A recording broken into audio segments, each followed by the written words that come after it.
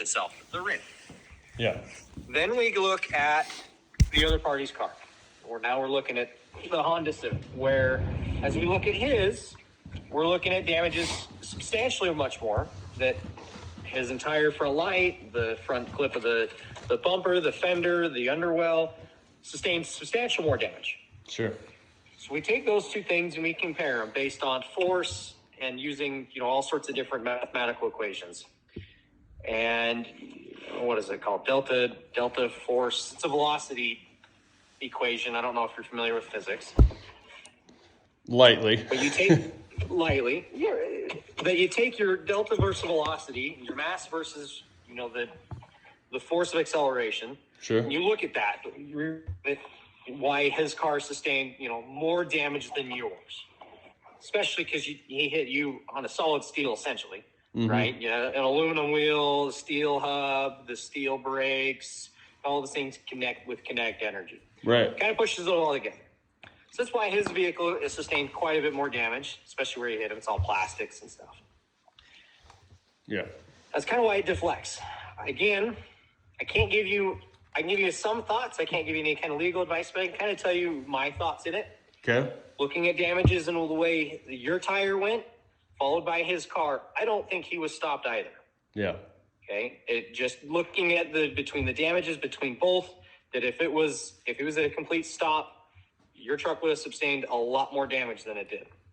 That's what I thought. You would have had damage to the fender. You would have had damage to the running board, the four-wheel of your truck, the driver's seat, the mirror, the window, the body panel, not just the rim. Yeah, and so I think I would have moved his car if he was stopped. I would have drug him because I would have hit him from the front, but I don't know. Exactly. See, you're seeing what I'm putting there. So just looking at the way of deflection and the way of the force pushing against each other, it gives me reason to believe that he may or may not have been moving forward. Mm-hmm. Again, just with some momentum, not a lot. He could have had his foot on the brake. Sure. But it does not look to me that he was at a complete stop. Right. And then if you're still there at the scene, you look at where your tire was. So you can see where your tire collapsed or popped. Yes. Right. Let's see. Further west. So like 3 to 4 inches west of that is actually where the crash occurred. You can actually see where the impact happened because you can see where his car dug into the ground with some gouge marks, right where essentially your tire popped. Because then you can see where the big, we call them stride marks. Yes. Where the tire goes sideways and kind of starts giving a weird skid. Mm-hmm. Best way to describe it. Gives some sort of dimension to it. You can see where his car dipped in weight, causing the crash. So it's kind of where that is. I don't know if you overheard my conversation with him. I don't think I even really told you any of this. So if we go out to 118 South, know how it's divided. It's a divided roadway, continuous lanes in the middle, clearly painted road. Obviously can't go past the yellow lines, right? Yes. Mark east-west. Well, we look at residential roads and they're not that way. And they're that way for a reason. It's not just to say, my neighbor's driving down the wrong side of the road. No, it's that way for a specific reason, that it's a designated residential street. Right. Where we look again at the crash, we look at where your truck would be if you were to draw a line right down the middle of the road saying that this is a divided lane, where the collision happens more of almost dead center in the middle of the lane, the road, that if it was in violation of a divided roadway, it looks like the collision happened more in your side than it would have been his. Okay. Again, right, we were talking about, looking around the corners and cars and looking at, because coming out of that alleyway, you got to swing wide because there's that car there. Yes. And it does create a little bit of distraction, but not a lot. Similar to that too. So we take all that together, we put it all together, and then we submit that for the report. And that's kind of what gets drawn there. Okay. So I know there's a lot of jumbo to that. I know there's a lot of information. Is there anything that I kind of told you about that was specific? The only thing that I appreciate all of that. Thank you very much. That does clear it up for me. My mind was just a little bit boggled out there. And then once I got home and had to walk home, I was like, you know what? There's a few more things. But I guess the only other thing that I was thinking is those alleyways, are they, I know that they don't have yield signs or stop signs in them, but are they implied yield and stop signs? Like you should be yielding for traffic inside of the alleyway before you make it to the street line, and then once traffic clears, then you pull out? Or is it a free, you pull out and you just go? I don't know what the rules are there. So yes and yes. So not necessarily the alleyway specifically.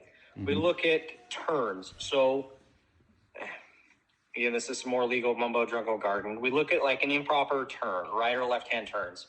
But if you're leaving a roadway, say you're going to take a right hand turn, similar in this case, you're leaving a parking lot. You have to yield to the motoring public. It's already in the roadway. Right. That's specific to that taking that right hand turn, they have to yield specific to the right, that he would yield more towards the westbound traffic, people that are, coming towards him, not necessarily away from him.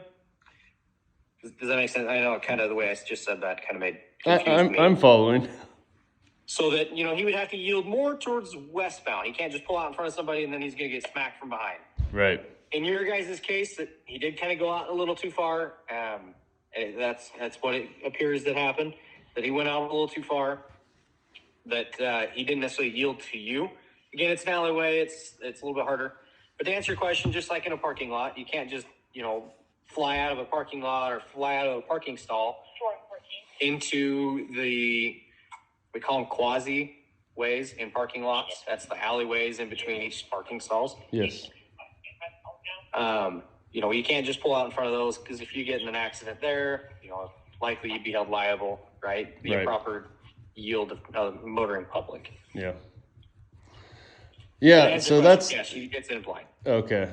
Yeah. And then, I get that he was saying that he stopped, and again, I don't know if he was or not, but then I was just thinking, I was like, well, you stopped, but you were pretty much vertical out in the middle of the street if you did stop.